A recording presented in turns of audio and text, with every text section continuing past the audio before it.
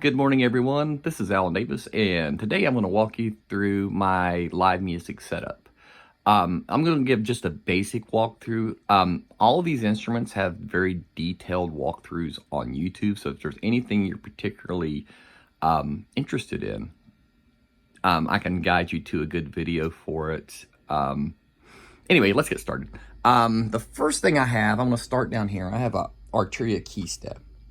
Now, I can hook this up one of two ways. By the way, this is a great MIDI keyboard for the money. If you're looking for a good MIDI keyboard that doesn't take up a ton of room, is well built, and has a lot of features, this is the one, man. This is great. I got this for I got it for less than $100, but market, it's about $120. It has a lot of functionality. It has recordable sequencer. It has an arpeggiator that you can, adjust based upon, turning this knob here. You've got time divisions, a rate, tap tempo. There's a lot of different shift functions. You have a pitch and a mod wheel, which are touch. Some people like those, some people don't, but I kind of dig them. You can switch MIDI channels on the fly on your keyboard. Now in this case, I've got it going through the Volca FM, and I don't have this MIDI sync because I just kind of want to just play it. But this can totally all be MIDI synced if you're so inclined. But it also has, you can set your gate on your arpeggiator and the swing for your arpeggiator and your sequencer by the keyboard, just by shift function. So this goes, like I said again, this goes through the Volca FM, but I can also put it through the Electron Digitakt. The Digitakt has an auto channel on it, so whatever channel, MIDI channel that I select here on the bottom, it will automatically start using that device. So it's really interesting when it's used to its full potential. About the Digitakt, there are so many videos about this thing. I'm not going to go to great detail about it, but I will tell you it is the best instrument I've ever bought myself. For you guys that's never seen one or haven't really dug into the info, basically it's a 8-voice sampler that has trig functionality, meaning that every individual step on this thing can be not only automated, but have parameters. Like you can, per step, per voice, you can put LFOs, you can adjust, well, let me go to the audio channel, but you can adjust the amplitude and delays and the reverbs, the panning. There's a filter that you can adjust between low pass and high pass and adjust everything, including the envelope and the resonance. Your source, which is your samples, your tuning, you can bit crush, and you can go in and tweak your samples. There's a utilities page that you can set trig parameters. For example, if I want a note to play like randomly 25% of the time, I can do that. And I can do that per individual note in any track. So every single sample trigger in any sequence can be fully automated. There's a whole bunch to this. I'm not gonna, like I said, I'm not gonna go greatly deep into it, but I do have this set as a MIDI master. So it is setting the tempo. So for example, if you go to tempo, you see it's at 120 and my swing is at 50%. I've got this going out through the Quadra through by MIDI Solutions, and this splits it into 4 different signals. The first signal it goes to is the Bastel MicroGranny. The Bastel MicroGranny is a sampler as well, but it's a monophonic sampler, which means you can only play one sample at a time. But you can bit crush it. You can bit crush samples. You can change the pitch.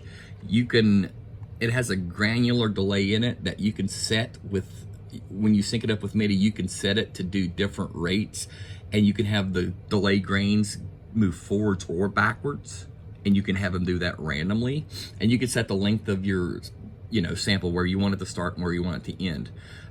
You can record them into it via the microphone, or you can record straight in through a line in the back. And you can also, there's a micro SD card that you can load your own samples onto this, and especially when you put vocal samples into it, it just jumps around and it makes magic.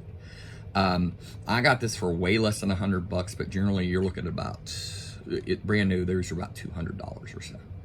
Okay, the second MIDI channel goes to the Volca drum.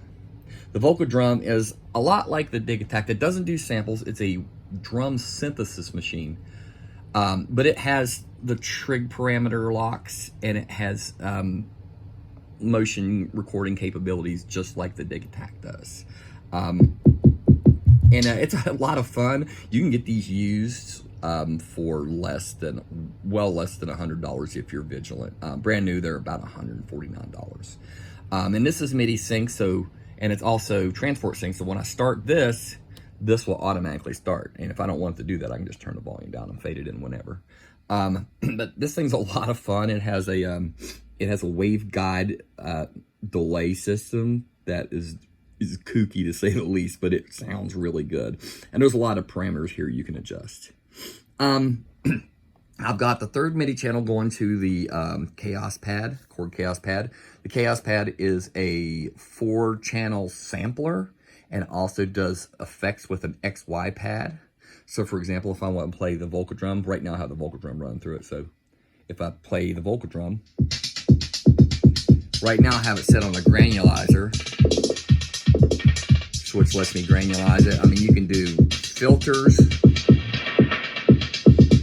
You can do like different kinds of filters. There's loops.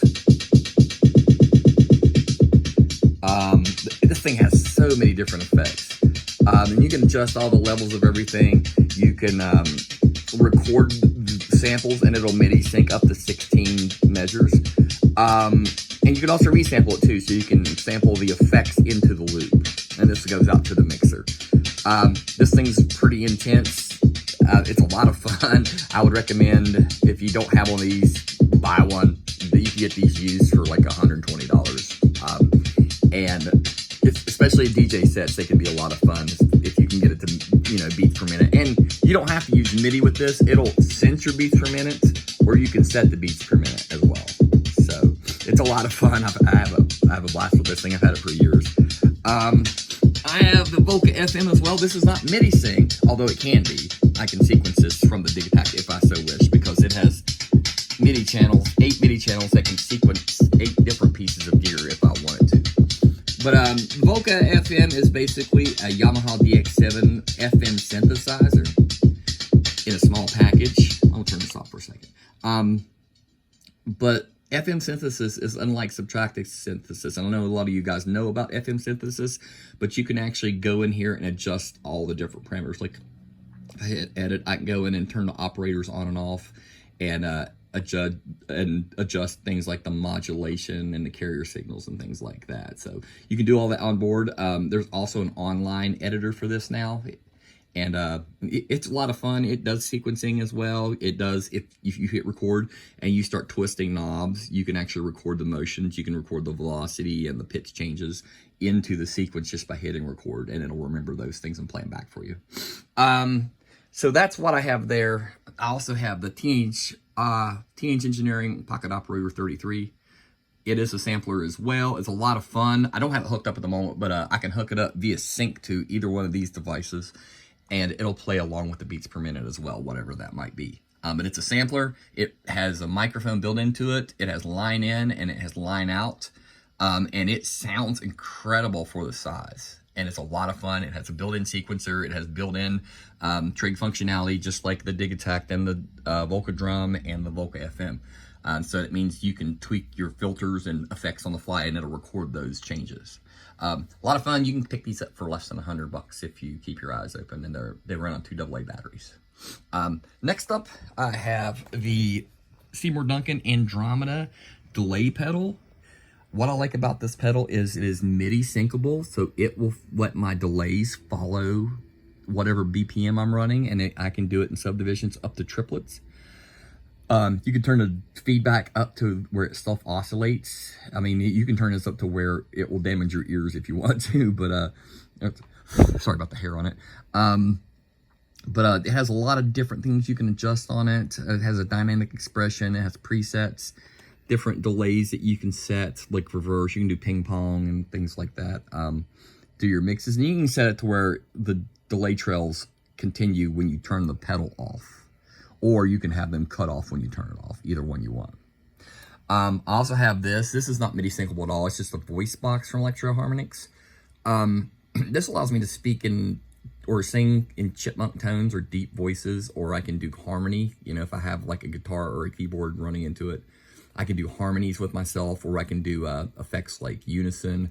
I can do octaves in various mixes, like up to 3 octaves, a lower one and a higher one. It even has a vocoder in it, so you can plug a guitar into it and get some like Peter Frampton type effects. You know, you can basically play your voice, which is really cool. It has a mic in, an instrument in, a mic out, an instrument out on the sides. And then I have all this powered, basically, except for the Andromeda, because it needs a little bit longer stem, but all it's powered to that one spot that's under the Teenage Engineering Pocket Operator, a PO33. And everything here is running into this mixer. I've got a couple keyboards that I run in here too as well. I have a MicroKorg and a Novation Ultranova that I run into as well. And then this is my vocal channel. But this mixer is a Allen Heath Z10FX. And for the money, this is one of the best mixers you can possibly purchase. The preamps sound great. Everything sounds clear. Most of your channels have 4-band EQ that you can sweep, especially in your vocal channels. You have effects per channel, and you have aux effects per channel. So if you run an aux, you can actually route your effects through there, which is really cool. Pan per channel. You have different switches and knobs to adjust everything, especially in a recording environment. It has a USB audio interface, which is pretty much worth the money alone. It even has insert effects. So if you have a master compressor you want to run, you can run a master compressor on your entire mix before it goes out to the house. And it has a additional input that you can switch. There's a little switch here that tells you. You can switch between different functionalities and even have a different input if you like. But that's all running out the house, and that's what I've got right now. It probably will change a little bit, you know, as time goes on, as I figure out what works for me live and what doesn't, you know. It's kind of how it is in the electronic music world. But no computers involved. This is all DAWless. You know, this is all 100% software free, you know, aside from like firmware updates and things like that, which a lot of these have individual programs, like the KeyStep, the Andromeda, the Digitakt for sure, and the MicroGranny all have software that you can download to further enhance their functionality. So you can, you know, do further adjustments from there, and it's particularly the Electron Digitakt, because it has overbridge, which allows it to interface. It has a USB audio interface as well, but this can interface with Ableton. It can be opened as a VST and run into Ableton, and every individual track on this audio track that runs in, has 8 audio tracks, can all be split to their separate channels in Ableton and affected there too. So it's a pretty cool instrument. This is the heart of my setup, and I love it. It makes a lot of great sound. Like,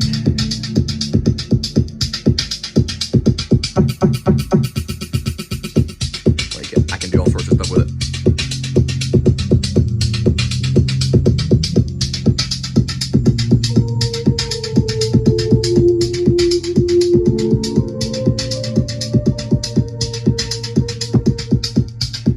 It's a lot of fun. I'm still working out the exactly what I'm going to do live with it. I've got a lot of ideas. Eventually I'd like to get my loop station involved in all of this, because it has MIDI outs, which means it can set the master, which means basically I can play a guitar loop and have all this come in and sync up exactly with what I play on the guitar without me having to fiddle with it, which automation to me is a great thing. All right, well, thanks for listening. Thanks for watching. If you have any questions about any of this, feel free to shoot them at me. I can point you in the right direction if you're looking for any info on any of this gear. It's all really great gear. I've done my homework on all this. So if you need any advice or have any questions about any of this, feel free to let me know. All right, guys, have a great day.